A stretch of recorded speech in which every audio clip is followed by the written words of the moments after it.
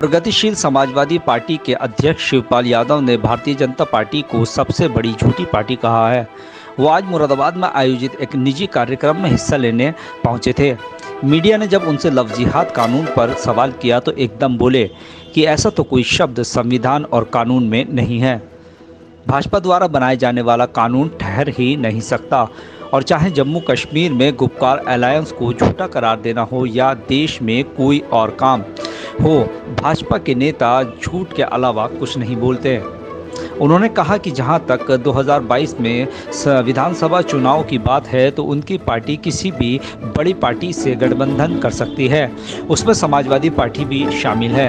उनसे सीटों पर बात होगी, सम्मानजनक सीटें होंगी, तभी अलायंस की संभावना बनेगी। संविधान में तो देखो, पहले तो लव जिहाद शब्द ही नहीं है कहीं पर। अब देखिए, लव जिहाद रोकेंगे कैसे? ये तो देखिए, झूठ बोलने के अलावा भारतीय जनता पार्टी का झूठ बोलने में तो माहिर हैं भारतीय जनता पार्टी के। पूरे देश को मूर्ख बना दिया है इन्होंने। अब इसमें भी केवल झूठ बोलना इनका काम है। लव जिहाद जब शब्द ही नहीं है, कहीं शब्द नाम की चीज़ नहीं संविधान में, कहीं पर भी नहीं है, तो क्या संविधान का उल्लंघन करेंगे? बड़ी पार्टी से भी अलायंस करेंगे और कुछ छोटी छोटी पार्टियों से भी अलायंस करके चुनाव लड़ेंगे। और इसलिए भी अलायंस करेंगे कि इस समय जो भारतीय जनता पार्टी की जो सरकार दिल्ली में और उत्तर प्रदेश में जो है, इन्होंने देश को बर्बाद करने का काम किया है। और जितने भी निर्णय लिए हैं, न तो देश हित में है न देश की जनता के हित में है।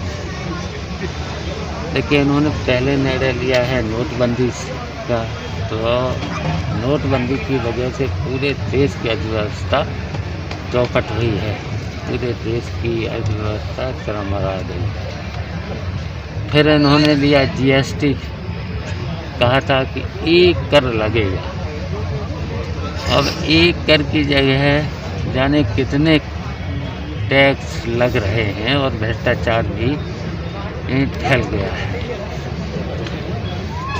और पूरे देश की जनता, चाहे व्यापारी हो चाहे किसान हो, छोटे छोटे ठेले लगाने वाले लोग भी परेशान हैं। फुटपाथ पर भी जो काम करने वाले लोग थे वो भी परेशान हैं। फिर इन्होंने निर्णय किसानों वाला लिया और इन्होंने ये भी कहा था कि जैसे ही सरकार बनेगी किसानों की आय दोगुनी कर देंगे। और दोगुनी तो दूर रही है, आधी भी नहीं बची। पिछले साल देखिए, धान 2400 रुपये था, उसकी जगह इस साल आ गया 11 से 12 से। मक्का आ गई, जो 2200 थी वो आ गई 1000 से नीचे। 4 साल में गन्ने का रेट 1 रुपया नहीं बढ़ा है।